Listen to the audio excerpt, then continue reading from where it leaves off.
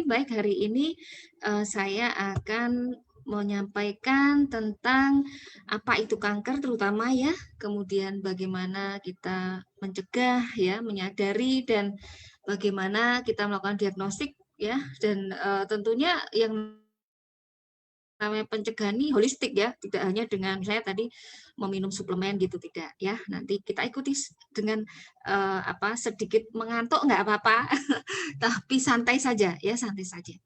Ya, jadi kita mencoba memahami dulu bagaimana konsep tentang penyakit. Ya, mengapa kita bisa sakit? Itu dipengaruhi oleh banyak faktor, ya.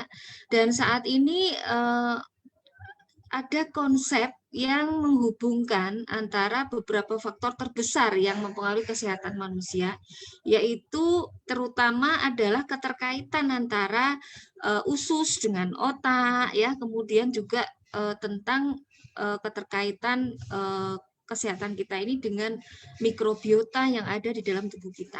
Nah, jadi tubuh kita ini ternyata bukan hanya dibentuk oleh sel tubuh kita sendiri ya, akan tetapi di sana juga ada ekosistem yang besar yang jumlahnya melebihi sel tubuh kita sendiri, dan susunan gen mereka itu membentuk satu susunan gen yang bila disatukan itu disebut yang namanya mikrobiom gitu ya. Itu jumlahnya 150 kali lebih banyak dibandingkan gen-gen kita sendiri ya, dibandingkan seluruh gen kita, gennya mereka itu lebih banyak dari gen kita sendiri. Nah, maka sekarang ini ada garis-garis yang menghubungkan antara mikrobiota dengan usus terutama, karena ekosistem yang paling besar adalah pada usus ya. Lalu juga dengan otak kita. Jadi mengapa penanganannya nanti tidak hanya yang meliputi menyehatkan usus begitu ya, tapi juga menyehatkan otak kita, karena neurogenesis, perilaku kita, stres itu akan mempengaruhi kesehatan kita. Nah, kemudian di sini ya, bagaimana banyak faktor yang lain mempengaruhi mikrobiota kita ya. Ini harus kita perhatikan juga. Di sini ada gen kita ya, lingkungan kita, diet kita, lifestyle kita, kemudian hormon ya, paparan zat karena industrialisasi ya, jadi karena polusi ya, polusi udara, polusi air ya, kemudian polusi cahaya, bahkan ya kalau malam hari itu banyak cahaya yang masuk ke dalam mata kita tentu akan mempengaruhi siklus dari sel dan juga circadian ritme ya dalam tubuh kita yang mempengaruhi kerentanan kita terhadap kanker. Nah, bakteri-bakteri, kemudian virus ya, jamur itu menghuni banyak sekali di organ tubuh kita yang bahkan tadinya dianggap steril ya. Misalnya di paru-paru dulu dianggap sebagai steril ya. Lalu di mana lagi? Di kulit ya. Jadi kulit, maka nanti dalam pencegahan kanker juga kita harus perhatikan apa yang terpapar pada kulit kita ya, terutama kalau wanita ya kanker payudara ya biasanya ya. Jadi perlu kita perhatikan, harus menggunakan sesuatu yang menjaga keseimbangan ekosistem mikrobiom ini ya, karena ternyata peranannya nanti banyak sekali akan kita pelajari ya. Kemudian kenapa mikrobiom ini mempunyai peranan ya dalam menjaga kesehatan, dan keseimbangannya akan pengaruhi kesehatan kita dan bisa menimbulkan banyak sekali penyakit ini ya. Jadi kalau terjadi ketidakseimbangan dari mikrobiom ya, terjadi yang namanya disbiosis, maka akan banyak sekali terjadi penyakit. Nah, terutama di sini kita lihat adalah kanker ya. Walaupun kanker ini belum semuanya diketahui berhubungan dengan gangguan disbiosis, tapi sebagian besar yang sudah diketahui sekarang seperti colorectal cancer itu terkait dengan disbiosis ya. Di mana ada bakteri-bakteri core di sini ya, bakteri inti yang membentuk ekosistem kita ya. Kita perhatikan di sini ada Lactobacillus ya, kemudian ada Bifidobacterium ya, ini ya, dimana keduanya mempunyai peran penting dalam menjaga sel-sel kita ya, dalam perbaikan sel dan juga penuaan sel ya, yang menyebabkan kerentanan kita terhadap penyakit. Nah, lalu apa itu tumor dan kanker? Ya, orang awam biasa menyebut tumor itu kalau yang jinak tumor, yang ganas itu kanker. Ya, kalau bahasa ilmiahnya sebetulnya bukan tumor ya. Tumor itu sebetulnya artinya adalah semua benjolan, ya benjolan entah itu kanker atau bukan, ya kalau secara ilmiahnya. Nah, sedangkan secara awam ya tumor itu dianggap jinak begitu ya, dianggap sebagai sel yang tumbuh tidak normal ya, tapi dia bisa bersifat jinak atau ganas ya. Nah, yang ganas sering disebut kanker ya. Kanker ini adalah istilah untuk penyakit yang dia pertumbuhannya itu tidak bisa dikontrol itu kita. Jadi dia tidak normal, tidak bisa dikendalikan ya. Kalau sel biasa yang tumbuh normal, dia akan mengalami kematian ya secara alami kalau dia sudah umurnya. Nah, kalau kanker ini tidak ya. Misalnya sel darah merah. Sel darah merah itu setiap 120 hari dia harus mati gitu ya. Nah, pada kondisi orang yang kena kanker, sel darah merah ini lebih dari 120 hari usianya ya. Jadi bahkan dikatakan immortal ya, karena dia mampu mencegah penuaan, mampu mencegah kematian ya. Nah, kanker ini kalau kita biarkan dia bisa menyebar ke jaringan sekitarnya ya. Bahkan ke jaringan yang lebih jauh ya. Bisa ke misalnya kalau sumbernya di payudara, seringnya ke tulang ya, kemudian ke paru-paru ya. Kemudian kalau yang laki-laki prostat biasanya juga menyebarnya ke tulang, ke paru-paru, ke otak ya.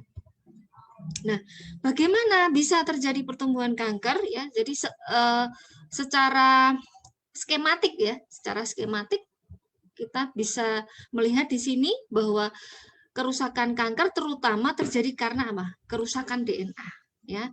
Kerusakan DNA yang dia prosesnya itu bisa panjang ya, bisa jadi sebetulnya sudah terjadi pada saat kita masih berupa janin di dalam rahim ibu kita. Nah, di sini perubahannya tidak selalu langsung menjadi kanker ya. Jadi mungkin awalnya terjadi mutasi gen ya, lalu ada faktor dari luar ya. Misalnya seorang anak itu sebetulnya dia sudah mewarisi gen dari orang tuanya yang menjadikan dia mengalami bakat untuk terjadinya kanker lebih besar gitu ya.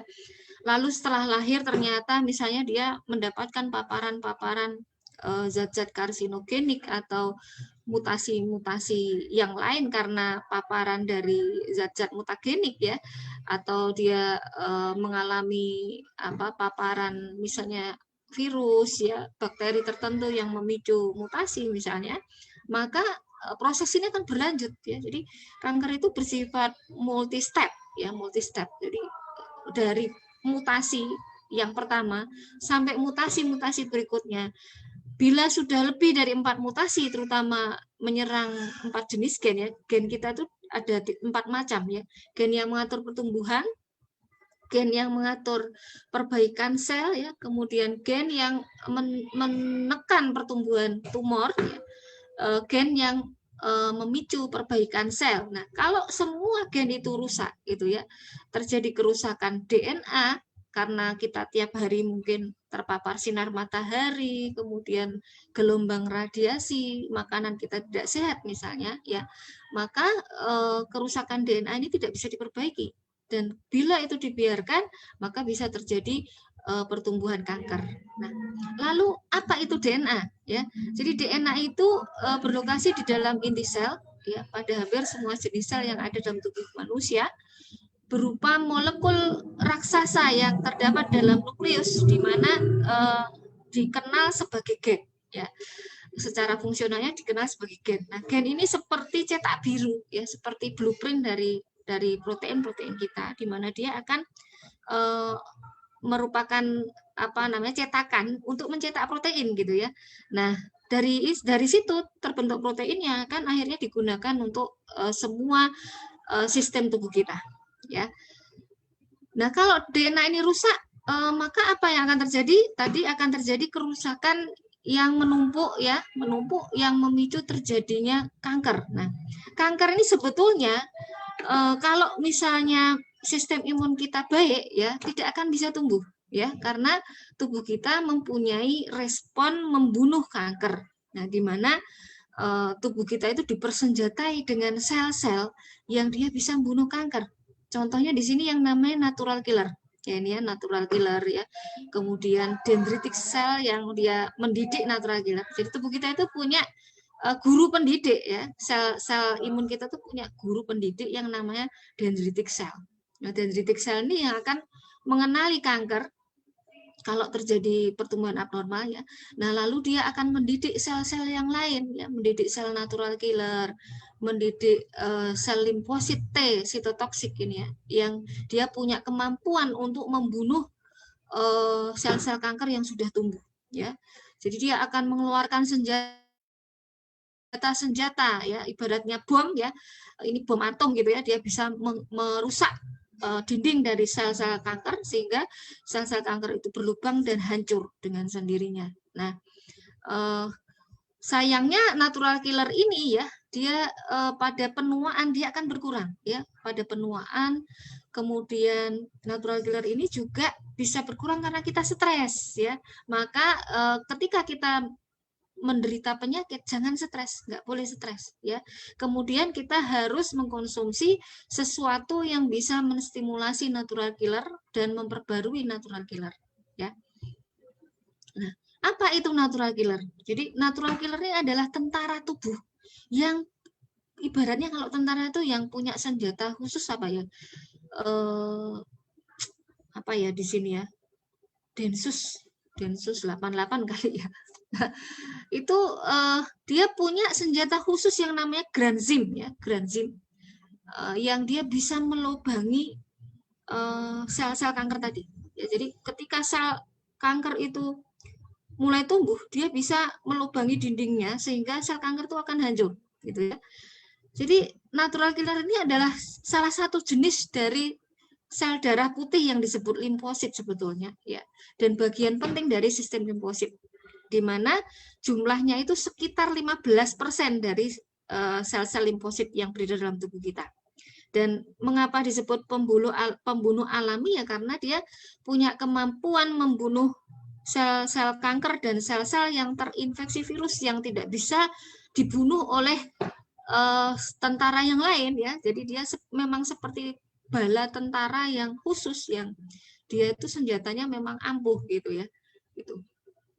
Nah, untuk menjaga sistem imun kita ini baik dan natural kita itu baik ya. Pertama terutama adalah menjaga ekosistem kita terutama yang terbesar di mana? Di pencernaan tadi ya. Bahkan Hippocrates sudah memperingatkan kita ya, menasihati kita ya bahwa penyakit itu semuanya berasal dari perut ya. Nah, dan beliau juga mengatakan bahwa kita bisa menggunakan makanan kita itu menjadi obat ya. Maka let food be thy medicine. Oh, medicine be thy food. Itu kata Ibu ke ribu tahun sebelum Masehi ya. Nah, maka di sini bisa kita gunakan salah satunya adalah makanan-makanan yang bersifat fungsional yang bisa meningkatkan jumlah natural killer kita. Nah, bagaimana makanan kok bisa mempengaruhi perkembangan kanker? Ya, jadi makanan itu bisa mempengaruhi perkembangan kanker. Orang yang kegemukan diketahui mempunyai risiko yang besar untuk mengalami kanker, ya. Dan ternyata juga hal ini berkaitan dengan aktivitas fisik. Jadi makanan, ya, kemudian body mass index kita, ya, kemudian latihan fisik yang akan menjaga body mass index kita itu ya, itu sangat dibutuhkan untuk mencegah diri kita mengalami kerusakan DNA ya, mengurangi peradangan kronis yang bisa meningkatkan pertumbuhan kanker ya. Kemudian dari makanan juga bisa mempengaruhi tadi kematian dari sel ya, mempengaruhi siklus sel, mempengaruhi metabolisme karsinogenesis ya. Jadi bagaimana zat itu menyebabkan kanker, itu namanya karsinogenesis ya. Nah, ini bisa mempengaruhi sampai ke sana ya, lalu mempengaruhi DNA tadi, mempengaruhi proliferasi atau pertumbuhan dari kanker, mempengaruhi hormon yang juga berpengaruh terhadap pertumbuhan kanker, dan mempengaruhi sifat biologis agresif atau tidaknya suatu kanker yang namanya diferensiasi. Ya, jadi agresif atau tidaknya suatu kanker itu perilaku biologisnya berbeda-beda, ya disebut sebagai diferensiasi. Semakin dia baik, dia semakin mirip dengan sel asalnya, maka disebut diferensiasinya baik. Semakin buruk, maka dia disebut diferensiasinya buruk. Ya. Nah, ini adalah saluran cerna yang dianggap sebagai sumber dari penyakit itu tadi. Saluran cerna ini ada lambung, kemudian ada usus halus, ada usus halus dibagi lagi menjadi duodenum, ya, kemudian ada ileum, yeyenum gitu ya, dan ada yang namanya kolon. Gitu ya. Nah, semuanya ini merupakan bioreaktor sebetulnya, ya, bioreaktor fermentasi sebetulnya, ya, di mana di sana dibutuhkan ada oksigen, ada air, ya kan, ada makanan, dan jumlahnya tidak boleh sampai penuh sampai ke atas. Jadi di sini ada semacam katup. Ya, di sini ada semacam katup. Maka kalau makan nggak boleh terlalu kenyang. Ya, bahkan dalam Islam itu disuruh kita makan itu berhenti sebelum kenyang. Dan di sini ada aturannya, di mana makan itu sepertiganya adalah makanan, ya, sepertiganya adalah air, dan sepertiganya adalah udara. Jadi lambung tuh nggak boleh terlalu penuh, harus ada menyisakan di sana udara, air. Ya, jadi karena ini merupakan tadi bioreaktor, ya, di mana di sana makanan akan diabsorpsi, zat-zat aktifnya itu akan diabsorpsi, ya, termasuk vitamin, mineral, ya, protein, karbohidrat, kemudian lemak, ya, dan juga apa namanya, mungkin melibatkan enzim-enzim yang ada pada makanan, ya, kemudian ekosistem yang ada pada makanan itu. Nah, di mana antara lambung, usus, kemudian usus besar itu mempunyai lingkungan yang berbeda yang harus kita jaga. Lambung itu pH-nya harus asam, ya kan? Kemudian usus halus pH-nya cenderung asam tapi tidak terlalu asam juga, ya. Lalu usus besar itu justru harus netral atau cenderung alkali, ya. Nah, ini di sini banyak bakteri-bakteri yang berbeda yang harus dominan di sini, ya. Kemudian ukurannya harus seimbang, ya. Dan kita lihat di sini ada Lactobacillus, ya, kemudian bakteri-bakteri inti yang tadi saya sebutkan, ada Bifidobacterium, ya, di mana ini adalah bakteri baik, ya, bakteri baik yang diperlukan dalam tubuh kita. Nah, lalu apa akar masalah dari kanker? Ya, akar masalah dari kanker itu adalah karsinogenesis karena terjadinya perubahan keseimbangan ekosistem yang disebut disbiosis. Nah, apa akibatnya kalau terjadi disbiosis, ya? Nah, ini, ya, jadi ada 3 macam akibatnya di sini, ya, di mana ketika terjadi disbiosis, bakteri yang patogen itu akan berkembang biak sangat banyak, ya, sehingga terjadilah peradangan, ya, pengaktifan peradangan, ya, yang akan meningkatkan radikal oksigen atau radikal spesies, ya, apa namanya, zat-zat yang bersifat radikal yang dia akan mempengaruhi lingkungan sel sehingga terjadi pertumbuhan kanker yang tidak terkendali tadi, ya. Dan di sini akan terjadi peradangan kronik, ya. Jadi kanker itu berkaitan dengan peradangan kronik, ya, peradangan kronik dalam saluran cerna yang tidak kita sadari. Nah, lalu yang kedua, bakteri jahat tadi membentuk yang namanya zat-zat toksik, ya, yang disebut sebagai kolibaktin, ya, atau disebut CDT producers, ya, di mana di sini bersifat meracuni DNA, ya, meracuni gen kita, ya, sehingga dia akan memicu pertumbuhan kanker.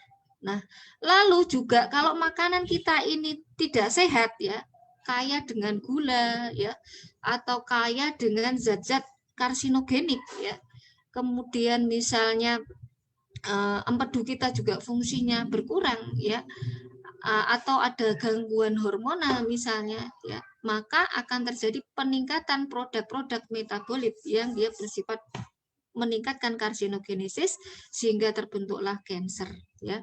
Nah, ini mekanismenya, penjelasannya nanti bisa dibaca, ya, di sini, ya. Jadi ada 3 tadi. Kemudian bahaya makanan yang tidak sehat, ya. Makanya kalau kita punya riwayat ini harus tahu ini ya, karena kalau kita punya riwayat keluarga nih, di pedigree kita telusuri nenek moyang kita ada yang menderita kanker. Nah, kita sudah harus aware ya. Oh, berarti saya harus menjaga makanan saya. Makanan saya harus sehat gitu ya. Nah, makanan yang tidak sehat itu bahayanya apa? Dia bisa meracuni diri kita sendiri ya. Bisa menyebabkan pertumbuhan bakteri yang berlebihan, terjadi fermentasi yang tidak baik dalam tubuh kita ya, di usus tadi fermentasinya tidak baik sehingga timbul gas ya, H2S ya. Itu racun yang sangat-sangat kuat, itu H2S itu ya, bisa masuk ke dalam aliran darah, ditambah tadi dengan metabolit dan zat toksik dari bakteri dan dari makanan kita sendiri ya, maka akan terjadilah kerusakan sel yang bisa memperparah penyakit dan meningkatkan resiko kita untuk mengalami karsinogenesis ya, mengalami kanker. Nah, lalu karsinogen yang sudah diketahui sekarang ya, terutama banyak terdapat pada apa? Pada kacang misalnya ya. Jadi pada kacang-kacangan yang disimpan lama terutama akan terdapat yang namanya aflatoksin ya. Lalu safrol dari minyak tanaman, kemudian tanin pada biji-bijian yang belum matang ya, atau pada buah-buahan yang belum matang ya, pada teh ya, kemudian pada anggur. Jadi anggur itu kan ada getahnya tuh ya. Makanya kalau makan anggur harus dicuci ya. Kemudian minum teh itu, kalau orang Jepang ada bagaimana cara minum teh yang sehat untuk mengurangi tanin. Nah, itu ya. Ada cara menyeduhnya ya, kalau mau belajar tentang bagaimana orang Jepang minum teh ya. Nah, lalu juga benzopiren ya. Benzopiren ini banyak pada daging dan ikan yang diasapi ya, atau pada ikan-ikan yang dibakar ya, daging yang dibakar. Kemudian karsinogen buatan ini banyak pada makanan yang ini yang diawetkan ya, misalnya sosis ya, kemudian dikasih pewarna, terutama kalau jajan-jajan pasar itu biasanya yang warnanya mencolok-mencolok itu harus hati-hati ya, karena banyak dijumpai mereka menggunakan pewarna-pewarna tekstil ya, itu harus hati-hati sekali. Nah, lalu sumber karsinogen yang harus kita waspadai, baik dari pertanian, peternakan, sumber air ya, kemudian pengolahan makanan tadi ya, pengawetan makanan terutama ya, banyak makanan yang diawetkan dengan zat-zat yang berbahaya ya, misalnya formaldehid ya, borak ya, kemudian wadah makanan ini juga penting ya. Hati-hati dengan misalnya plastik ya, plastik itu kita harus pastikan dia BPA free atau tidak ya, bisphenol namanya, bisphenol free atau tidak, karena bisphenol ini karsinogenik ya. Lalu melamin juga begitu, melamin itu biasanya mengandung formalin ya. Kemudian wadah styrofoam itu juga harus hati-hati, maka ganti styrofoam itu dengan yang lebih aman, misalnya biofoam dan lebih ramah lingkungan ya. Biofoam ini bisa dibuat dari limbah, misalnya dari tebu, gandum ya, kemudian limbah dari apokat, itu bisa ya. Jadi sebetulnya kalau kita mau mengganti styrofoam dengan itu saja, itu sudah mencegah kejadian kanker yang tinggi pada negara kita ya. Nah, lalu cara memasak ini juga penting ya. Jadi cara memasak jangan dengan suhu yang tinggi ya, yang bisa menimbulkan kerusakan protein yang justru akan menyebabkan karsinogenik ya. Nah, lalu ini tadi pewarna, pengawet, pemanis buatan ya, lebih baik menggunakan pemanis dari alam, misalnya apa? Daun stevia ya, lalu gula aren itu juga lebih baik ya, gula aren ya, lalu gula singkong ya, daripada menggunakan gula yang sudah dirafinasi ya. Jadi ganti gula dengan yang dia masih belum mengalami pengkristalan, belum mengalami pemutihan. Nah, lalu juga hati-hati penguat rasa ya. Penguat rasa seperti misalnya perasa-perasa makanan-makanan yang aneka macam sekarang ya, ada barbecue, ada jagung bakar dan macam-macam, itu lebih baik ya hindari. Lalu hormon ini bisa berupa, kalau pada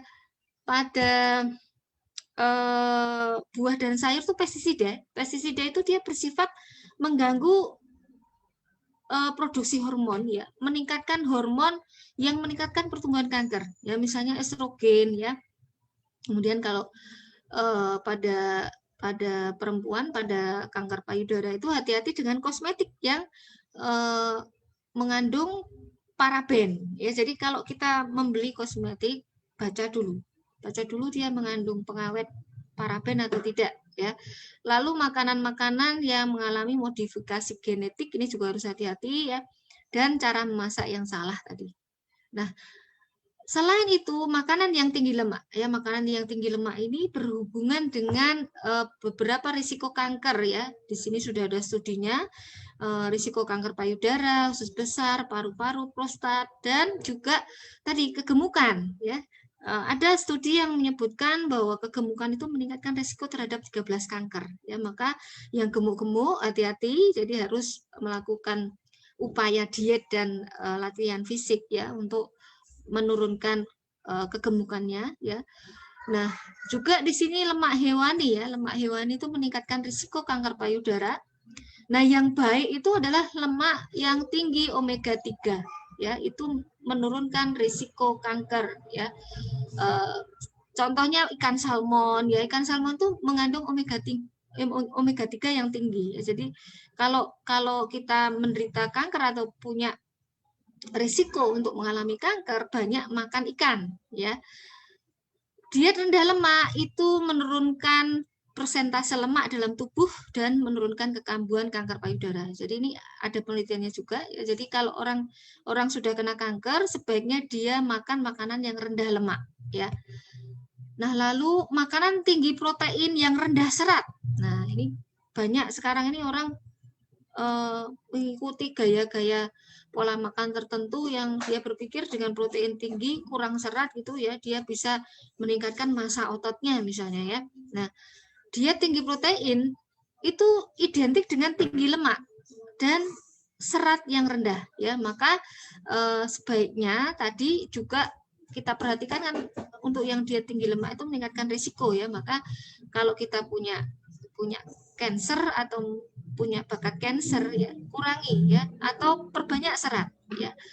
Diet rendah protein menurunkan risiko kanker, kemudian diet tinggi daging meningkatkan risiko kanker usus dan prostat ya. Nah, lalu hati-hati dengan daging olahan ya. Daging olahan itu contohnya apa? Daging yang dibikin apa? Burger ya, kemudian yang di frozen biasanya ya. Yang di frozen itu rata-rata selain dia mengandung pengawet, mungkin dia mengandung pewarna, perasa, kemudian garam ya, garam yang tinggi ya. Dan garam yang tinggi ini akan menyebabkan kandungan nitrit yang tinggi. Nah, nitrit ini akan diubah oleh lambung kita menjadi nitrosamin yang bersifat karsinogenik ya. Maka kurangi makan makanan yang frozen yang berisi daging ya, terutama ya, seperti sosis ya, salami ya, kemudian daging asap ya, dan misalnya nugget begitu ya. Pilih daging yang segar ya. Kemudian perbanyak sayur dan buah, karena sayur dan buah itu mengurangi perubahan nitrit menjadi nitrosamin ya. Nah, lalu juga penting ini mengurangi karbohidrat ya, karena karbohidrat itu indeks glikemiknya biasanya tinggi ya. Diet yang tinggi indeks glikemiknya berkaitan dengan peningkatan risiko kanker, terutama ini ada kanker ovarium, endometrium, payudara, kanker kolon, pankreas, dan paru-paru. Nah, ini kanker-kanker yang ngeri semua ini ya. Nah, batasi makanan yang telah mengalami pemrosesan, terutama gula yang mengalami rafinasi tadi. Nah, lalu tingkatkan makanan biji-bijian utuh dan makanan yang indeks glikemiknya rendah ya. Lalu hiperinsulinemi ini ya. Ini juga berkaitan dengan body mass index kita tadi. Maka sebaiknya kita memperhatikan body mass index kita ya dengan mengontrol berat badan ya, melakukan program diet dan latihan fisik ya. Karena diketahui bahwa hiperinsulinemi ya yang bisa terjadi pada kasus resistensi insulin atau diabetes mellitus itu akan meningkatkan kadar estrogen ya, insulin like growth factor dan meningkatkan pertumbuhan kanker ya. Nah, lalu tadi kaitannya dengan obesitas, ini ada macam-macam kanker yang berkaitan ya. Nah, lalu bagaimana mencegahnya? Ya, mencegahnya kalau dari pola hidup dan pola makan terutama adalah pilihlah makanan dari tumbuh-tumbuhan ya. Porsinya lebih banyak adalah sayur dan buah ya. Kemudian jaga berat badan ideal dan aktivitas fisik rutin. Jangan minum alkohol ya. Pilih makanan yang rendah lemak dan garam. Kemudian cara penyiapan, pengolahan makanan, penyimpanan makanan itu harus aman dan sehat. Dan selalu ingat, jangan menggunakan atau jangan merokok ya, jangan merokok dalam berbagai bentuknya ya. Mau dia dipakein cerutu, mau dipakein apa itu yang vape itu dari tembakau bukan ya? Vape ya, kemudian mungkin juga perokok pasif itu lebih berbahaya ya. Jadi bapak-bapak ini yang merokok perhatikan ya, hati-hati karena tidak hanya melukai dirinya sendiri tapi juga keluarganya termasuk istri dan anak-anaknya ya. Nah, bagaimana kita melakukan screening ya? Screening itu menapis ya diri kita, menyadari secara dini ya apakah kita menderita kanker atau tidak ya. Bisa dengan mengetahui gejala-gejala kanker. Nah, ini ada waspada ya. Yang pertama W-nya adalah perhatikan waktu buang air besar atau kecil ya. Jadi waktu kita buang air besar jangan langsung di flush ya. Perhatikan bentuk dari BAB kita ya, apakah dia bentuknya itu seperti sosis atau dia seperti butiran-butiran ya atau encer ya. Itu menunjukkan sebetulnya ada disbiosis yang kalau dia sudah taraf menuju kanker ya, biasanya dia berupa butiran-butiran kayak seperti tinja dari kambing, warnanya hitam, butiran-butiran. Terus kita tadinya BAB itu harusnya sehari 1 kali, misalnya berubah menjadi 3 hari sekali atau 5 hari sekali. Kemudian ada darah sedikit di apa, darah sedikit di tinja kita. Nah, itu kita sebenarnya sudah harus waspada ya. Sebaiknya kita harus segera mengkonsumsi makanan-makanan yang memperlancar BAB kita ya. Kemudian alat pencernaan terganggu dan susah menelan ya, ini salah satu contoh penyakit kanker misalnya pada esofagus ya, esofagus dan lambung ini ya. Nah, lalu S-nya suara serak atau batuk yang tak sembuh-sembuh. Ini juga harus hati-hati ya. Jadi tiba-tiba suara serak udah diobati dengan berbagai macam obat tapi nggak sembuh-sembuh. Nah, ini bisa berkaitan dengan kanker yang ada pada nasofaring ya, pada apa namanya ruang antara hidung dengan tenggorokan kita ya, lalu bisa juga pada paru-paru ya, kemudian juga pada tiroid ya. Serak juga bisa terjadi karena kanker tiroid ya. Nah, lalu payudara P-nya ya, payudara atau di tempat lain ada benjolan. Nah, ini perhatikan ya. Jadi perhatikan kalau ada benjolan ya, diperkirakan diraba ya, apakah mudah digoyang atau tidak ya. Perhatikan pula kulitnya ya, apakah misalnya kulit payudaranya ya, apakah dia seperti jeruk purut ya. Kemudian apakah ada luka ya, apakah dari puting keluar darah. Nah, itu harus hati-hati ya. D-nya darah atau lendir yang abnormal keluar dari tubuh ya. Misalnya tadi di puting ya, tahu-tahu keluar darah ya, atau lendir dari leher rahim atau vagina yang tidak seperti biasanya gitu ya, perdarahan yang apa namanya tidak seperti biasanya gitu ya. Nah, lalu A-nya adanya koreng atau borok yang tidak mau sembuh-sembuh. Jadi, misalnya pada kulit kita ada koreng, ada borok ya tidak mau sembuh-sembuh ya. Lalu ada andeng-andeng. Nah, andeng-andeng atau tai lalat ya. Tai lalat yang warnanya tidak merata, kemudian dia gatal menjadi besar. Nah, itu harus hati-hati Nah, lalu ada beberapa metode untuk screening, yaitu dengan metode sadari, periksa payudara sendiri. Jadi kita bercermin, kita raba sendiri ya, ada metodenya ya. Nanti kalau mau belajar tentang itu, japri saya ya, karena di sini tidak saya sampaikan ya. Lalu ada pap smear ya, kemudian ada Bischoff chart ya. Bischoff chart ini adalah chart yang tadi untuk mengetahui kesehatan saluran cerna kita ya.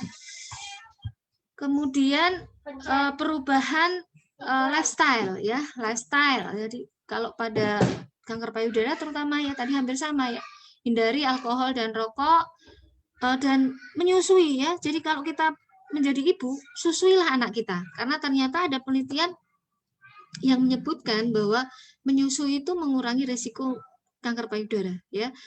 Maka kalau kita misalnya pada saat gadis nih ya, kita ada tumor ya pada payudara,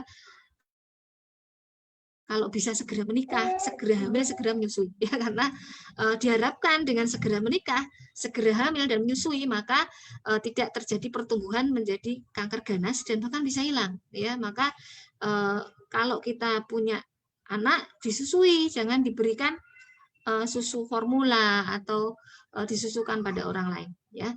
Nah, lalu hindari obesitas ya, dan lakukan aktivitas fisik yang rutin ya, terutama aktivitas fisik yang meningkatkan oksigen ya, bisa dengan olah napas ya, kemudian renang ya, bersepeda, kemudian aktivitas-aktivitas aerobik yang lainnya ya. Nah, kemudian diet sehat yang tinggi serat dan probiotik. Nah, ini salah satu peranan ya, makanan kaya serat dan bakteri baik ya, dia akan meningkatkan apa? Meningkatkan perbaikan sel ya. Meningkatkan perbaikan sel. Nah, kalau dia itu kurang ya, maka bisa merubah pH tadi ya, meningkatkan konsumsi protein ya, gula yang tinggi, kemudian lemak ya, dan juga penggunaan misalnya obat-obatan yang mengganggu ekosistem ya, seperti antibiotik ya, bahkan obat MAH itu juga hati-hati ya, obat DM itu juga meningkatkan gangguan disbiosis ya. Nah, ini akan menyebabkan penurunan dari produksi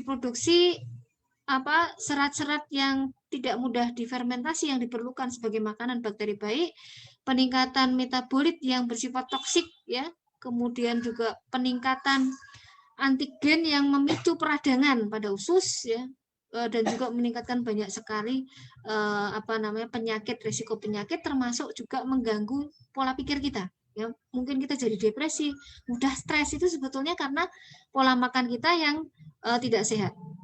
Nah, maka sayur dan buah itu penting ya. Jadi konsumsi sayur dan buah ya, ini diketahui bisa menurunkan risiko kanker. Kemudian diketahui juga ada hubungannya dengan kanker-kanker yang terkait hormon ya, walaupun hubungannya itu rendah ya. Nah, bagaimana porsinya? Ini di sini porsinya ya, setengah dari piring kita itu adalah salad atau sayur-sayur dan buah. Nah, karbohidrat itu hanya 1/4 ya, dan jangan hanya terpancang pada nasi ya. Bisa juga menggunakan karbohidrat yang lain. Pilihlah karbohidrat yang kompleks ya, misalnya ada kentang ya, kemudian ada jagung, roti yang whole bread ya. Kemudian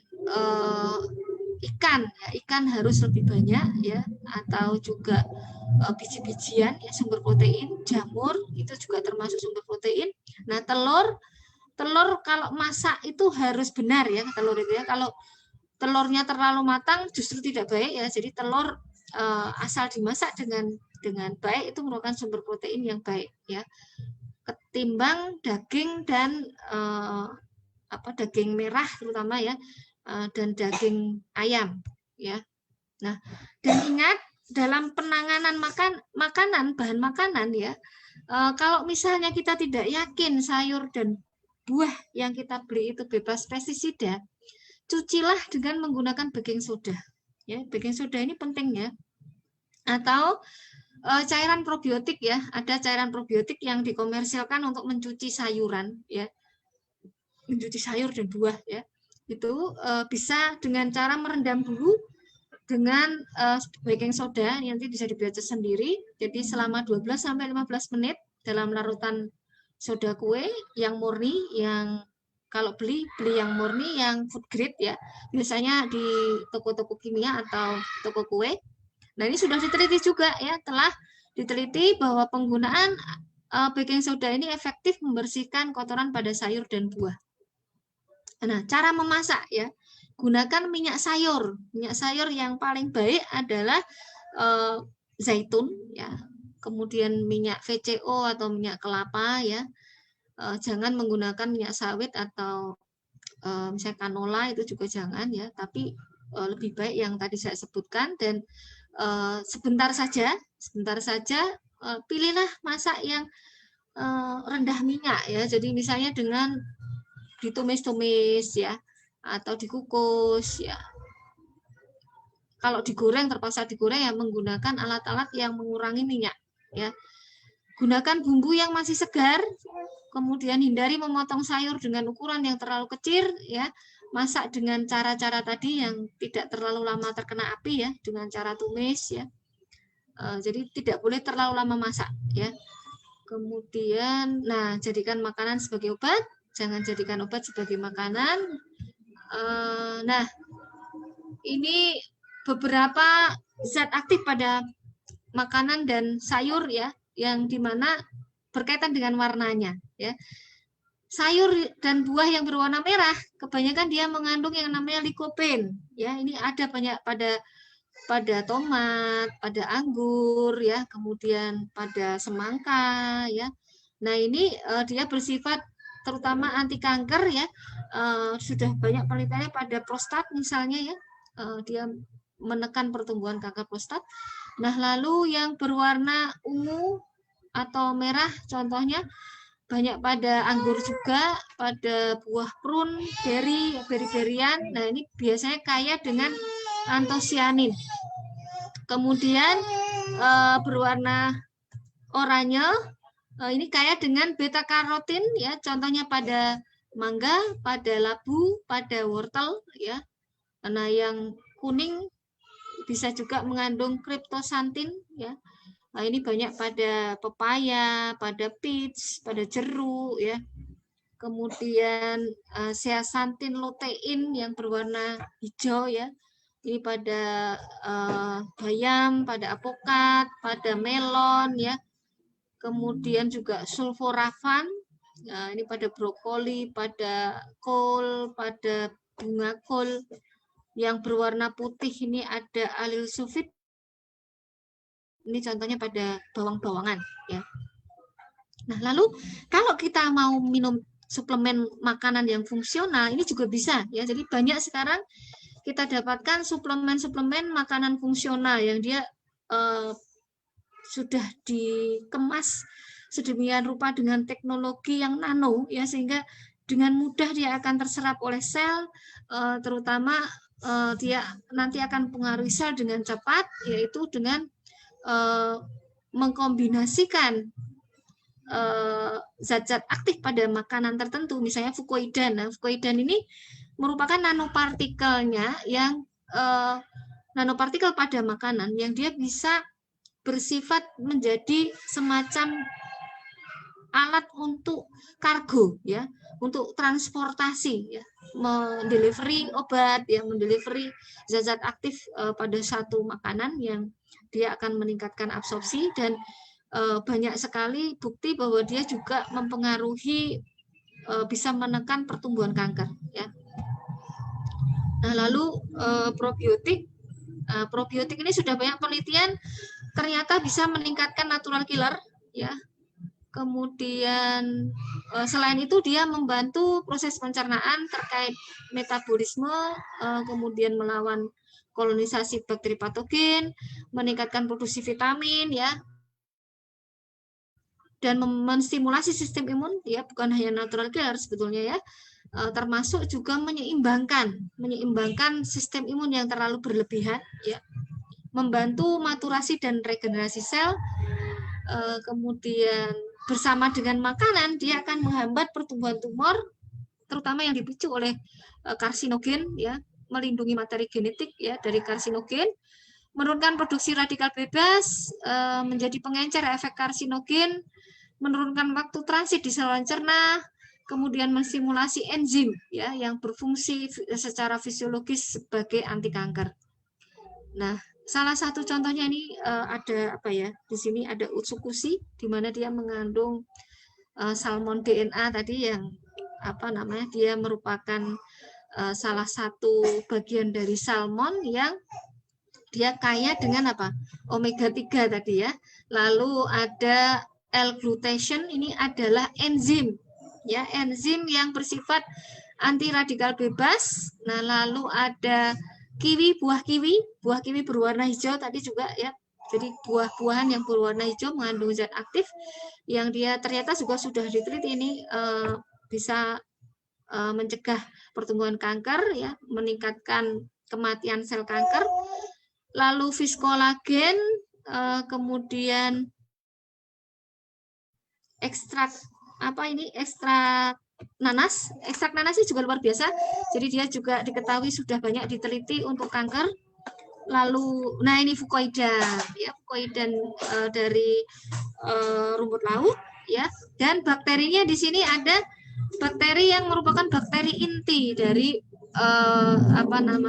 bakteri-bakteri yang menyusun ekosistem kita, ya. Di mana di sini ada Bifidobacterium longum, ini juga sudah diteliti juga untuk penyakit kanker ya. Lalu laktik asid bakteria ini juga banyak diteliti untuk penderita kanker. Nah, ini pada anggur ternyata di sini juga ada di sini ya resveratrol ya. Ini juga mempunyai kemampuan untuk menghambat pertumbuhan sel kanker dan bersifat antioksidan ya. Nah, ini kandungan ikan salmon ya. Jadi salmon tuh ternyata banyak manfaatnya. Bahkan dagingnya ini ada astaxanthin namanya di sini ya. Astaxanthin, ada vitamin D. Nah, orang-orang yang menderita kanker itu rata-rata kekurangan vitamin D ya. Kekurangan vitamin D, kemudian dia juga biasanya kekurangan triptofan ya, asam amino yang dibutuhkan untuk memperbaiki sel ya. Jadi triptofan itu nanti ketika kita tidur akan diubah menjadi melatonin ya. Jadi pada saat kita tidur sebetulnya tubuh kita ini memetabolisme triptofan menjadi melatonin, dan melatonin ini akan perbaiki seluruh kerusakan tubuh kita. Jadi dia akan memindai bagian mana yang rusak dalam tubuh kita, dan dia akan mengaktifkan jam biologis untuk memperbaiki sel-sel yang rusak tadi. Nah, maka rata-rata orang yang menderita kanker itu adalah orang yang suka begadang, ya. Hormon melatoninnya rendah. Nah, maka jangan begadang, ya, jangan begadang. Dan kalau misalnya harus begadang, makanlah sesuatu yang meningkatkan triptofan. Nah, apa itu? Protein, ya, makanan-makanan tinggi protein bisa kita dapatkan pada daging ikan, pada telur, ya, kemudian apokat kalau pada buah-buahan, ya, pada kurma, kalau pada sayur misalnya pada kangkung, ya, kalau pada buah yang lain tuh misalnya pada buah pisang. Nah, cari buah pisang yang dia kulitnya sudah agak hitam-hitam. Nah, itu sudah tinggi dengan melatonin, ya. Nah, ini ada juga di sini EPA ya, asam lemak omega 3 tadi ya. Di salmon milk ada nucleic acid tadi ya. Nah, lalu tadi fucoidan. Nah, fucoidan ini ternyata dia merupakan zat yang bersifat anti kanker ya. Dia bisa meningkatkan apoptosis sel ya, kematian sel ya, terutama sel-sel kanker ya. Lalu dia juga bisa meliputi dari material yang meningkatkan aktivitas kanker. Ya, jadi kalau misalnya fucoidan dicampur resveratrol, dicampur dengan bromelain dari nanas misalnya ya, dari kiwi, nah dia bisa meningkatkan aktivitas itu ya. Nah, lalu dia juga bersifat targeted ya, dia mentargetkan ligan untuk P-selectin reseptor pada kanker sel yang dia menyebabkan kanker itu akhirnya sulit bermetastasis ya. Nah, lalu dia juga digunakan saat ini untuk mendelivery secara targeted untuk obat-obat kanker targeted ya. Jadi dia digunakan untuk melapisi obat yang digunakan untuk kanker. Nah, ini luar biasa sekali ya. Nah, kiwi nih ya, kiwi ini banyak sekali manfaatnya juga ya, di mana dia bukan hanya untuk mencegah kanker ya, ternyata dia juga ini penting ya, meningkatkan balance pH kita ya. Jadi alkalin balance ya, yang menyebabkan tubuh kita akan terjaga pH-nya sehingga tidak subur untuk pertumbuhan kanker ya, memproteksi dari kerusakan DNA, membantu detoksifikasi ya, kemudian membantu melawan kanker. Nah, lalu nanas ini ya, nanas ini juga selain untuk kesehatan yang lain, dia mencegah terutama artritis, kanker, penyakit jantung ya, penyakit autoimun yang menyerang usus ini ya, kemudian demensia pikun karena Alzheimer, infeksi juga ya, contohnya pada difteri itu bisa juga dengan kita cegah dengan jus nanas ya. Kemudian peradangan pada sendi dan otot. Nah, ini sudah banyak penelitiannya, walaupun untuk penerapannya pada manusia mungkin harus dilakukan penelitian lebih lanjut ya. Mungkin dari saya itu saja. Ada yang mau bertanya? Silakan kalau mau bertanya. Ya, teman-teman, ini baru mulai dibuka sesi tanya jawabnya. Boleh kalau yang mau tanya-tanya. Ini saya bantuin dulu ya, Dok. Mungkin Ya. Ini tadi udah ada yang tanya sedikit. Ada banyak banget yang minta dijelasin lagi. Tadi kan dokter ada bahas gimana sih cara masak yang benar. Maksudnya masak. Ini kan banyak nih, Dok, yang kayak ibu-ibu rumah tangga nih. Nah, mereka lebih concernnya ke gimana cara masak yang benar, biar contoh gitu. masak daging, misalkan Ya. goreng atau masak tempe deh, kita Tur. bilang tempe goreng atau apa kan, biasa kan kita goreng-goreng kan. Makan Iya. pakai sambal terasi sama nasi putih aja kan jadi, Dok, biasanya. Nah, Iya. ini mereka pada nanya gimana caranya yang benar, apa yang harus diperhatiin gitu loh, Dok. Mungkin bisa lebih didetailin lagi mungkin, Dok. Iya. Jadi dari mulai mencucinya itu harus kita perhatikan ya. Kalau kita beli sayur, kita beli buah, apalagi kalau itu yang enggak organik, rendam dulu ya. Jadi siapin air ya, siapin air kira-kira 1 liter lah ya. Terus tambahi tadi baking soda 2 sendok makan, aduk sampai larut.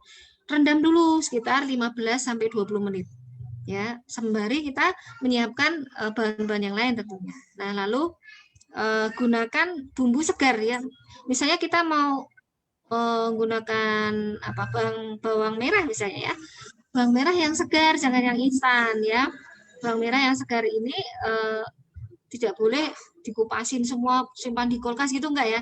Jadi kupasnya ya saat itu juga, jangan disimpan-simpan dalam kulkas karena bawang merah itu punya sifat dia menyerap ya. Hati-hati karena kalau bawang merah tidak segar itu bisa menyerap zat racun. Jadi justru nanti malah beracun ya. Maka perhatikan bawang merah harus dikupas pada saat itu juga. Ya, lalu kemudian juga kalau bawang putih enggak ya, bawang putih bisa misalnya kita mau kupas dulu nggak apa-apa, kalau bawang merah jangan. Nah, lalu juga perhatikan berjamur atau tidak bahan-bahan makanan kita ya.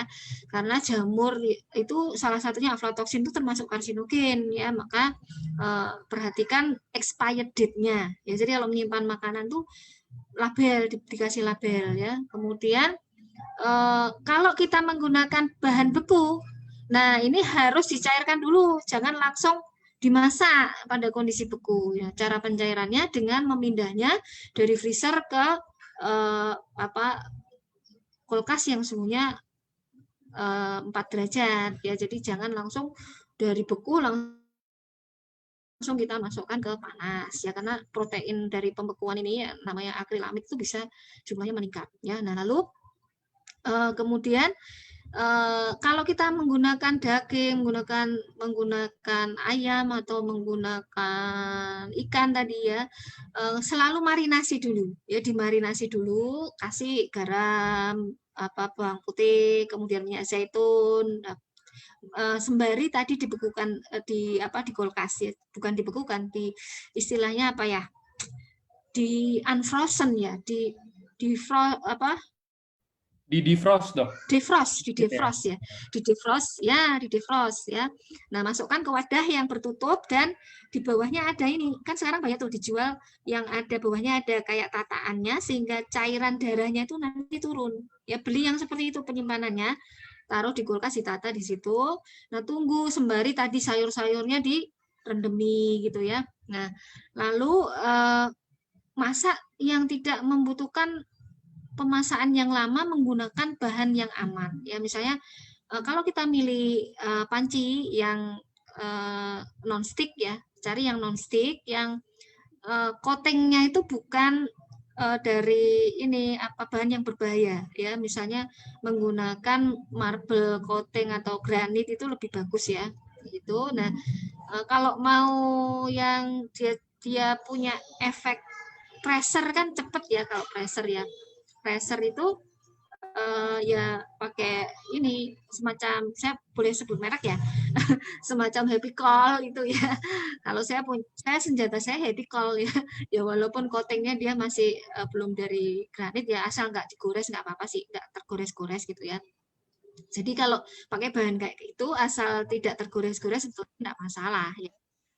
Kemudian kalau daging yang kira-kira dia butuh masak lama ya dikasih dulu, dibungkus pakai daun pepaya biasanya kalau saya untuk mengumpulkan daging ya, atau dengan diolesi dengan parutan nanas ya kan, tadi nanas salah satunya dia punya efek mengurangi radikal bebas ya, maka dioles-oles dulu marinasinya itu dengan nanas, tapi nggak boleh terlalu lama karena nanti seratnya jadi terlalu empuk juga nggak enak kan gitu ya. Nah, terus jeruk nipis itu juga salah satu senjata dapur kita ya. Jeruk nipis itu dia pengawet alami, jadi kalau kita misalnya nanti mau masak nanti gitu ya, dikasih aja jeruk nipis. Nah, jeruk nipis itu juga mengurangi bau-bau nggak sedap. Jadi misalnya bau daging kambing ya, terus amis itu juga berkurang dengan jeruk nipis. Kalau kita mau bikin sup ikan, mau bikin kukus ikan itu kan dengan jeruk nipis itu nggak amis ya. Jahe ya, jadi perbanyak bumbu-bumbu yang begitu ya. Jadi jangan instan-instan ya, belinya yang instan gitu ya. Nah, kemudian apinya kalau biasanya saya menggunakan metode kombinasi dengan pressure ya. Saya menggunakan alat masak dari stainless yang dia bahan stainlessnya itu paling baik gitu ya. Kalau di Indonesia ya yang murah itu Panci Bima itu. Maaf saya sebut merek lagi ya. Saya bukan salesnya Panci Bima tapi ya tapi menurut saya bahan itu sudah aman dan terjangkau gitu ya, terjangkau. Kalau yang stainless yang lain tuh mahal-mahal rata-rata ya, jadi pakai stainless lebih baik karena mengurangi masuknya aluminium ke dalam makanan kita, karena aluminium ini berbahaya ya. Aluminium ini kalau terlalu banyak dia bisa masuk ke dalam aliran darah kita, dan pada orang-orang yang punya gangguan misalnya tadi disbiosis atau metabolisme aluminium atau gangguan pada makrofagnya, fungsi makrofagnya itu bisa menyebabkan penyakit-penyakit karena penumpukan aluminium. Nah, maka sebaiknya ya jangan pakai aluminium. Nah, lalu kalau misalnya mau pakai tanah liat itu bagus juga ya. Saya masak itu saya punya Vitaclay, jadi saya masak kalau masak nasi harus dengan magic jar itu ya, magicom. Nah, itu pakainya Vitaclay. Atau kalau mau pakai magicom ya ada masa dibuka dulu nasi ya. Nasi itu kalau masak pakai magicom itu kan bahannya dari plastik tuh atasnya ya. Kemudian bahan dari pancinya kalau nggak stainless biasanya kan di coating juga tuh ya. Nah, itu sebetulnya juga kurang baik ya. Jadi kalau masak makanya jangan dibiarkan terlalu lama di magicom ya. Magicom boleh tapi dengan cara tadi dibuka saat sudah waktunya mau masak itu ya, mau dedet atau mau apa istilahnya, mau waktunya untuk dimakan itu kan sudah mau matang, itu kan nanti dia sudah mengeluarkan tanda matang tuh biasanya kalau yang otomatis ya. Nah itu buka dulu, aduk-aduk ya, karena semua beras rata-rata, terutama beras putih ya, kemudian beras di Indonesia walaupun organik itu mengandung arsen. Nah arsen ini harus kita keluarkan dengan cara diuapkan ya, karena dia mudah menguap ya. Maka dengan memasak nasi ini dengan membuka tutup kemudian mengaduk-aduk itu sebenarnya untuk meningkatkan penguapan arsen tadi ya. Lalu metode memasak tertentu untuk mengurangi pemanasan itu kalau saya menggunakan panci dengan tutup ya. Jadi saya didihkan air dulu ya, sampai kurang lebih 5 menit ya. Buka, lalu masukkan bahan yang mau kita masak tadi ya bersama bumbunya, tapi garam dan bumbu lain misalnya kita pakai kaldu gitu nanti dulu. Makanya kalau kita pakai daging biar meresap ya tadi dimarinasi dulu, jangan dimasak bareng nanti nggak berasa ya, dimarinasi dulu ya. Masukkan, terus kalau untuk daging ya dididihkan lagi, menyalakan api ya, didihkan lagi tertutup kondisinya, biarkan mendidih selama 7 menit ya, biarkan 7 menit, jangan dibuka-buka, matikan apinya ya, matikan apinya, lalu biarkan di atas kompor itu 30 menit sambil kita siapkan yang lain lah ya, siapkan yang lain. Nah lalu 30 menit baru boleh kita mau nambah apa yang lain gitu ya, misalnya mau kita tambah sayur biar nggak melodrok ya, biar nggak terlalu lunak ya. Nah lalu mau kita tambah bumbu yang lain misalnya ya, terus tutup, nyalakan lagi kalau untuk daging kurang lebih 5 menit. Nah untuk kacang-kacangan, untuk sayur silahkan bereksperimen sendiri ya, karena itu nanti kita akan menemukan pola ya.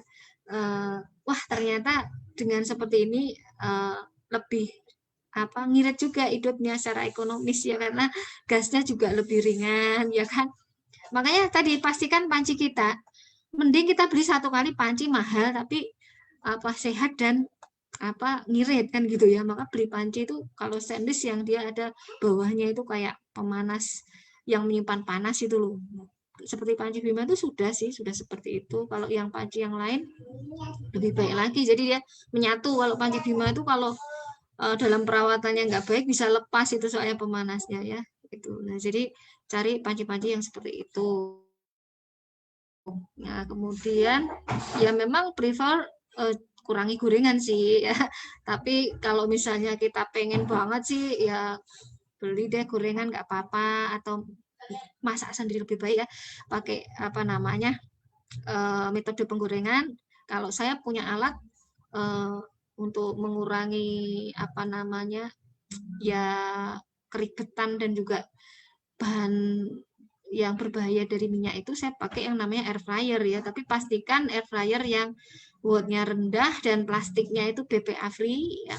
Kemudian cara memasaknya juga harus benar ya, kalau pakai air fryer tetap diberi minyak, tapi minyak zaitun atau minyak dari kelapa ya. Sekarang banyak minyak kelapa itu yang bagus-bagus kok, minyak kelapa produksi dalam negeri itu ya. Jadi daripada impor kita cari canola oil atau sunflower oil ya. Kalau zaitun kan masih impor ya kita ya. Nah, minyak VCO atau minyak kelapa itu lebih bagus ya. Jadi terutama kalau saya biasanya kalau air fryer itu saya menggunakan untuk misalnya goreng ayam ya, ayam yang sudah diungkep, ayam yang sudah dibumbuin terlebih dahulu. Kalau ayam yang belum ini ya lama ya.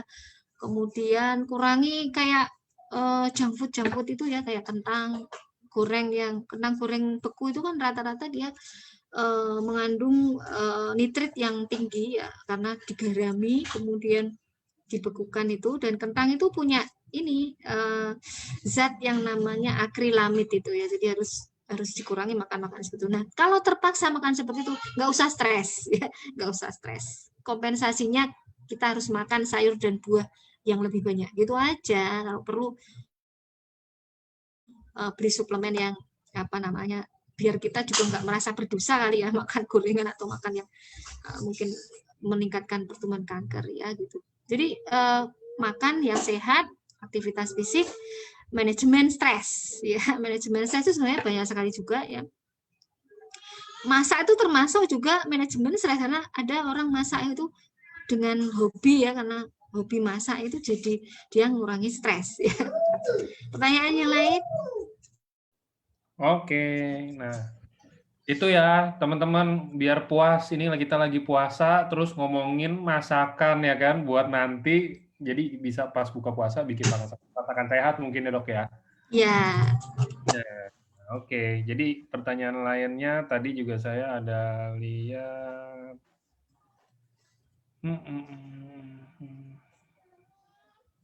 Deh, ini jangan makanan lagi deh teman-teman. Masih banyak pertanyaan lain, ini makanan semuanya dok. Ini ada nih yang tanya, bra. Waduh, ini bra. Jadi memang benar. Jadi bra itu sebaiknya cari yang tidak menekan ya, kan payudara. Bra itu kalau apa namanya menekan payudara, akhirnya dia akan menimbulkan lama-lama peradangan juga kan ya. Maka bahkan kalau perlu, kalau di rumah nggak usah pakai bra.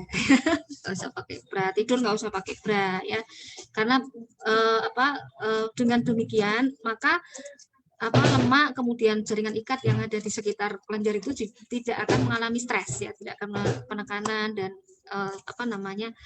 tekanan-tekanan mekanik itu akan menyebabkan yang namanya kondisi iskemia.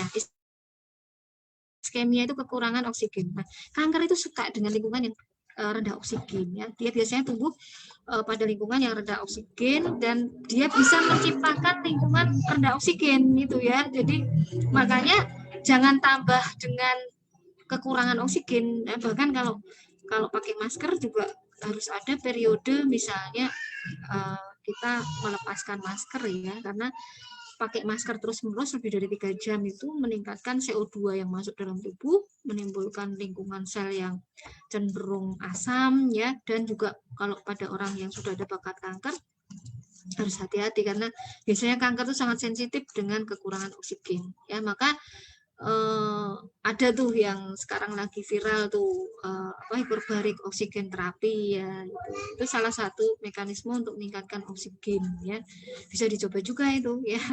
Atau ya tadi exercise aerobik ya, exercise aerobik. Jadi memang bra sebaiknya cari yang tidak menekan ya, kemudian bahannya yang lembut, yang menyerap keringat ya. Kemudian ya yang terpenting lagi tadi menyusui ya, dan jangan tergoda ukuran payudara. Lo pengen ukurannya besar terus pakai silikon, pakai kalau mau mengkonsumsi kolagen malah lebih bagus ya. Kolagen itu bisa meningkatkan ukuran payudara juga ya, daripada harus suntik silikon ya. Jadi jangan tergiur dengan sesuatu yang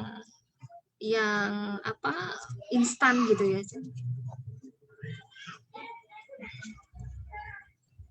Ada pertanyaan lagi nih, apa? Makanan. Nah, jadi ini ada yang tanya lagi.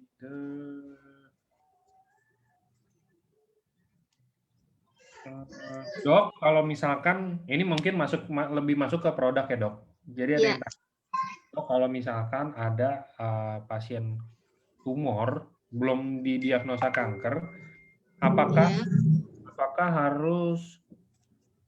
kenapa harus konsumsi Subarasi dan Utsukushi? Sedangkan dari dokter-dokter yang pernah berbicara, semua merekomendasikan untuk Utsukushi katanya. Nah, mungkin pertanyaan gini dok, saya persingkat.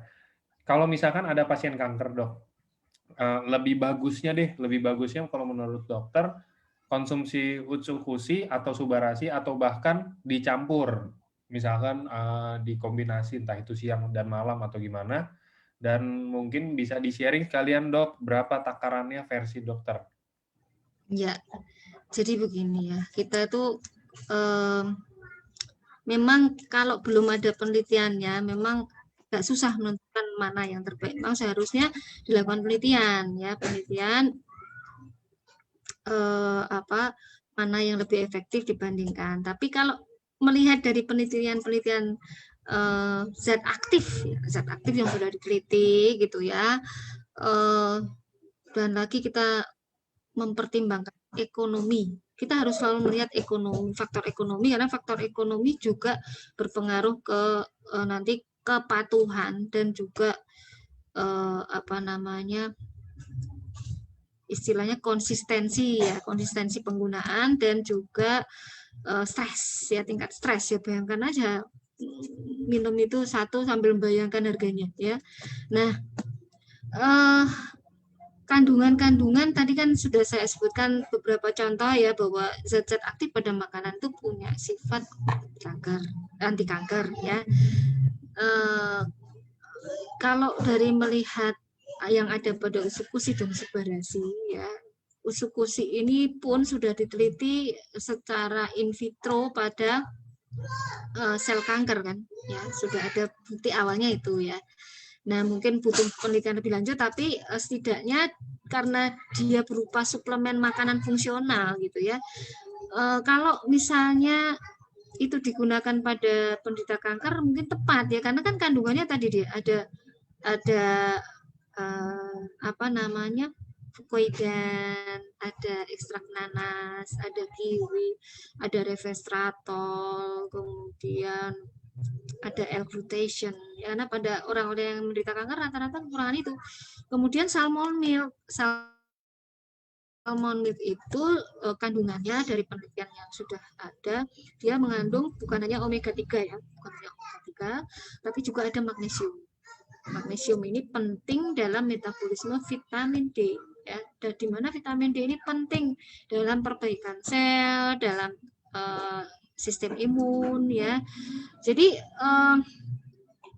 kalau subarasi itu cenderung untuk regenerasi ya, regenerasi karena dia mengandung stem cell, mengandung peptida yang berasal dari stem cell ikan ya, dari marin placenta ya, kemudian ada ekstrak tumbuhannya juga tapi dari tomat ya. Ya mungkin perlu diteliti lagi kalau itu kombinasi ya, tapi sebaiknya kalau bisa dengan usukusi ya usukusi dulu gitu ya. Jadi dan lebih tepatnya mungkin kalau melihat dari kandungannya usukusi ya kalau untuk kanker ya. Oke, mungkin itu menjawab teman tadi ada yang nanya kan teman-teman. Sama ini ada yang tanya, ini pertanyaan yang menurut saya kalau saya sih udah sering ketemu ya Dok. Mungkin ya. Udah tahu nih, ini ada yang tanya gini Dok. Kalau kita ngomongin tentang paten ya. SOP Subarasi itu kita SOP 100 plus dan SOP Subarasi kita udah ada paten namanya regenerasi sel.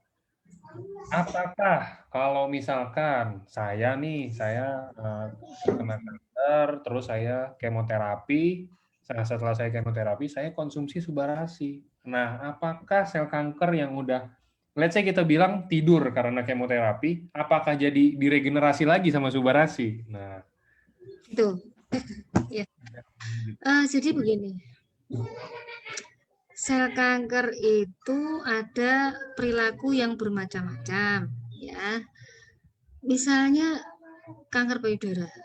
Ada macam-macam jenis kanker payudara, tidak semuanya dia sensitif terhadap sinyal hormon ya.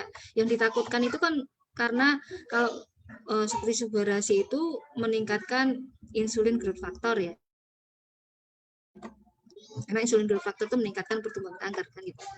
Nah, memang harus diperhatikan faktor-faktor individu ini ya. Jadi kalau misalnya dia kankernya jenisnya yang sensitif terhadap hormon, sebaiknya jangan pakai ya, sebaiknya jangan pakai. Jangan pakai subarasi maksudnya. Ya, kalau usuk-usi silakan ya. Kalau misalnya dia tidak ada sensitivitas terhadap hormon, ya mungkin bisa dipertimbangkan, tapi ingat ya, pemberiannya setelah kita pastikan bahwa kankernya mungkin sudah bersih gitu ya, atau dia sudah membaik. Nah, itu untuk meregenerasi sel-sel yang normal yang rusak ya, tapi tentu tidak terus-menerus ya, ada pertimbangan untuk melakukan maintenance karena memang yang sensitif sekali dengan insulin growth factor ini tetap kita harus berhati-hati, apalagi kalau belum diteliti ke sana ya. Jadi memang semuanya butuh penelitian. Maka saran saya, jadi siapapun yang menggunakan pernah mempunyai pengalaman itu dikumpulkan nanti kita pelajari, kemudian kita teliti menjadi bahan tinjauan awal, kita teliti untuk mengetahui dengan benar ya, apakah memang penggunaan subarasi ini benar-benar bisa digunakan pada orang-orang yang menderita kanker gitu ya. Nah, akan tetapi jangan terus nanti mengatakan juga bahwa setelah saya minum subarasi kok kanker saya kambuh. Nanti dulu ya, belum tentu ya. Ini belum tentu. Jadi banyak faktor yang meningkatkan risiko kekambuhan, termasuk tadi kegemukan, pola makan itu ya. Jadi itu jadi memang semua faktor ini yang harus kita perhatikan juga. Jadi kalau mengkonsumsi konsumen tuh terus jangan terus berpikir, wah konsumen ini berdasarkan penelitian begini, berarti ya kita udah konsumsi ini kita aman dong, nggak usah terlalu menjaga pola makan, nggak peduli dengan berat badan, nggak peduli dengan aktivitas fisik dan lain-lain ya. Jadi dan satu lagi kosmetik ya, rata-rata wanita itu karena pengen cantik nggak peduli kosmetiknya ini mengandung apa gitu ya, nggak perhatian, yang penting iklan yang lewat itu katanya begini begitu dia pakai aja ya. Jadi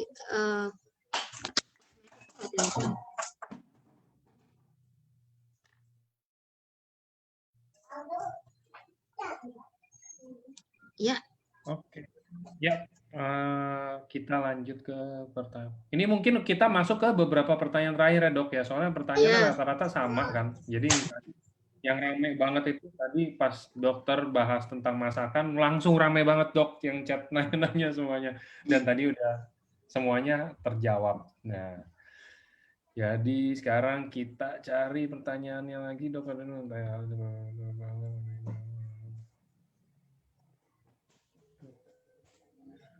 Mohon bantuannya untuk pasien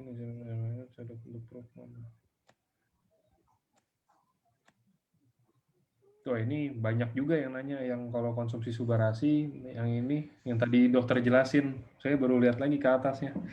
Ini deh dok, ada yang tanya lagi nih. Dok, kalau misalkan untuk gaya hidup tertentu ya dok, ini saya sih cuman teman-teman saya mungkin ya termasuk. Jadi kayak contoh kalau misalkan kita olahraga, nge-gym misalkan, terus kita konsumsi suplemennya dok. Nah, konsumsi suplemennya ini biasanya kan kalau yang orang yang nge-gym yang benar-benar mereka mau badannya luar biasa gitu kan, pasti pakainya macam-macam. Dan kalau untuk wanita, biasanya kalau mereka ada semacam kayak gue mau kurus nih atau apa, itu mereka akan konsumsi obat diet mati-matian dan mungkin pola hidupnya jadi kurang sehat kalau menurut saya pribadi ya dok. Apakah itu salah satu apakah itu bisa nyebabin kanker juga atau enggak sama sekali dok? Dua hal itu. Jadi saya bilang tadi kan kanker itu multifaktor, multi-hit ya, multi-step. Istilahnya itu multifaktor, multi-hit, multi-step ya. Paparan pertama kali mungkin dalam janin ketika ibu kita hamil itu, ya itu mungkin baru nanti kita tua baru muncul gitu ya, pertama kali misalnya ya. Nah, jadi suplemen diet ini makanya kita harus tahu ya dia cara kerjanya bagaimana, komposisinya apa. Jadi selalu baca dan pelajari dulu.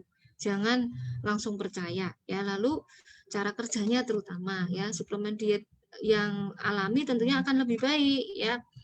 Terutama yang meningkatkan bakteri baik tadi ya. Kemudian juga harus diimbangi dengan pola makan yang sehat, pola hidup yang sehat. Sebenarnya kalau mau konsumsi suplemen sih nggak masalah, asal dia sudah terbukti aman, punya izin edar gitu ya.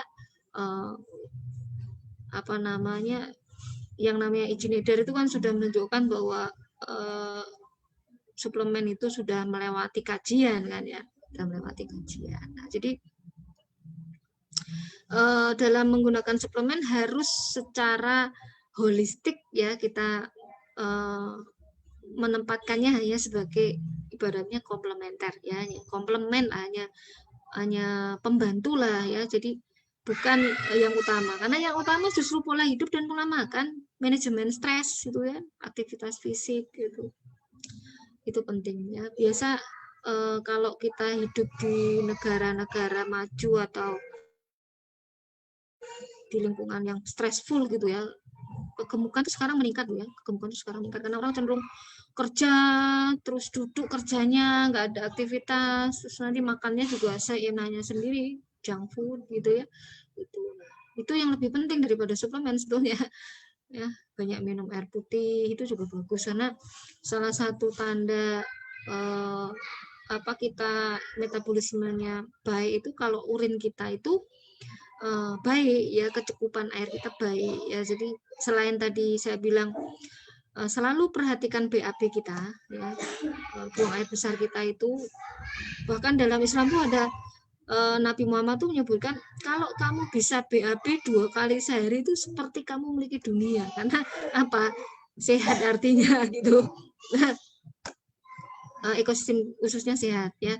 Jadi memang BAB itu yang baik pagi, malam mau tidur itu udah bersih ya, karena biar konsentrasi untuk memperbaiki sel itu benar-benar berjalan. Dan satu lagi tidur siang, penting ya, tidur siang. Kemudian kalau tidur matikan lampu ya, matikan lampu, karena hormon melatonin tadi ya yang berfungsi untuk memperbaiki sel itu baru bisa diproduksi kalau retina kita nggak kena cahaya ya. Maka kalau mata kita kena cahaya pada malam hari, mengapa cahaya itu disebut polusi ya? Karena ya itu salah satunya mengganggu hormonal kita, mengganggu circadian ritme gitu ya. Maka kalau malam tuh matikan lampu ya. Di Jepang kayaknya ada program pematian lampu deh, bener nggak? Coba deh nanti cari tahu. Setahu saya kok ada ya sekarang, karena dianggap polusi sekarang cahaya itu ya. Cahaya di malam hari itu dianggap polusi ya. Oke.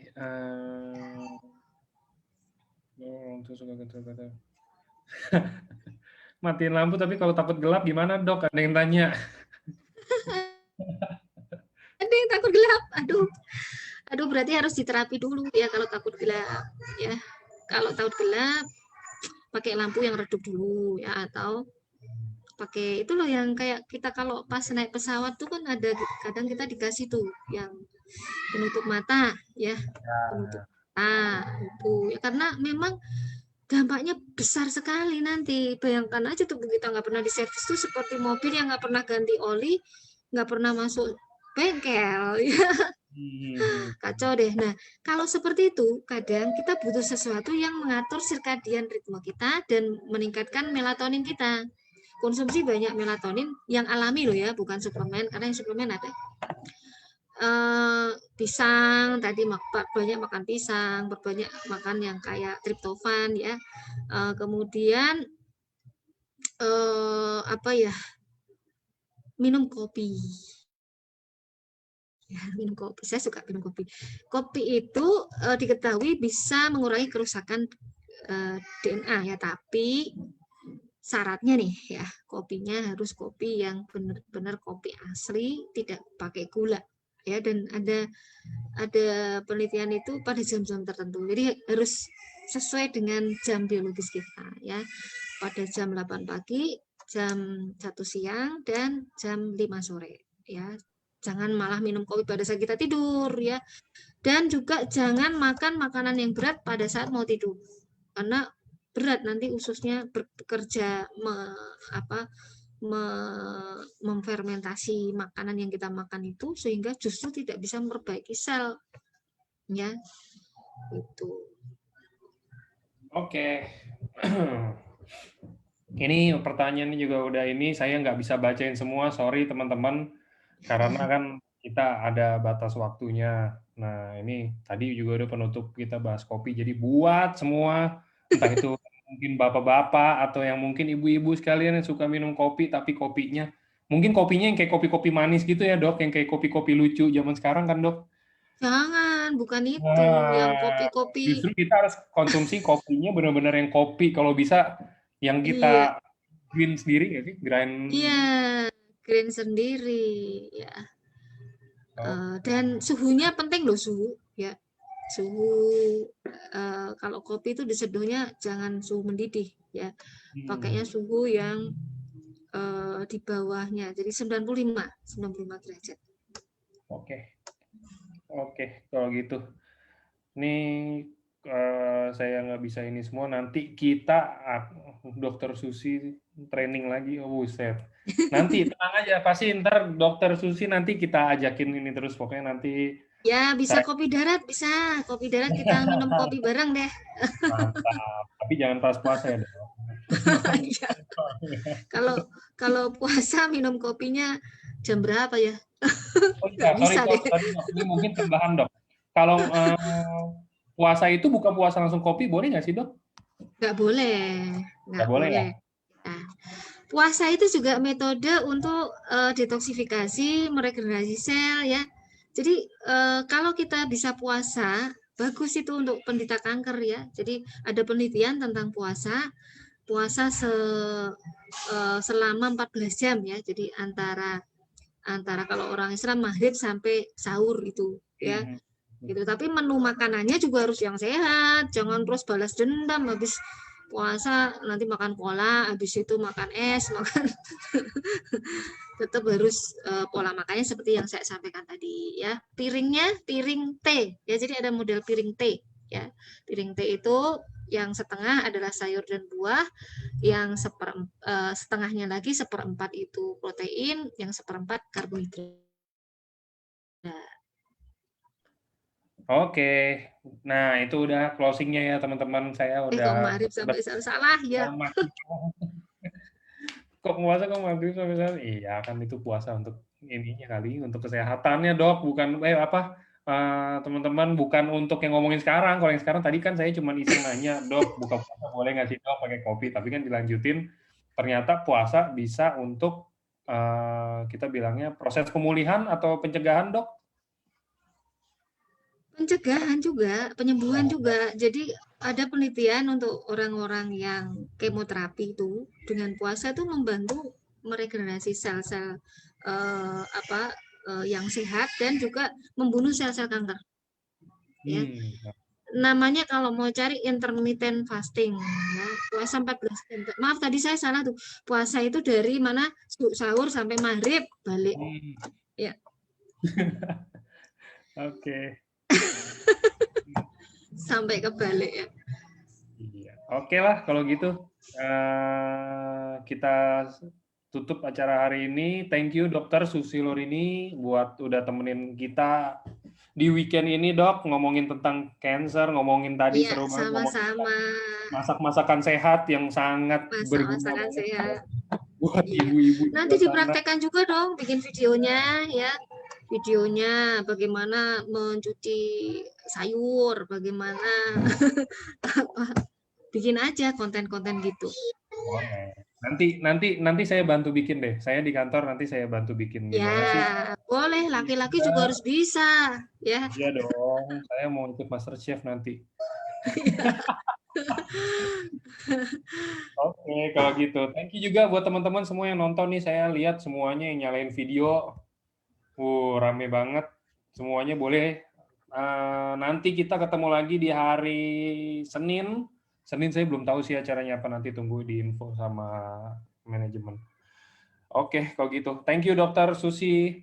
Thank you teman-teman semua yang udah hadir, yang di Ya, Zoom. sama-sama. Selamat Sampai sore jumpa. semua. Ya, Selamat buka puasa selamat buka satu puasa jam ya. lagi. Oke, dadah semuanya. Ya, Thank you, Dok. ya. Assalamualaikum.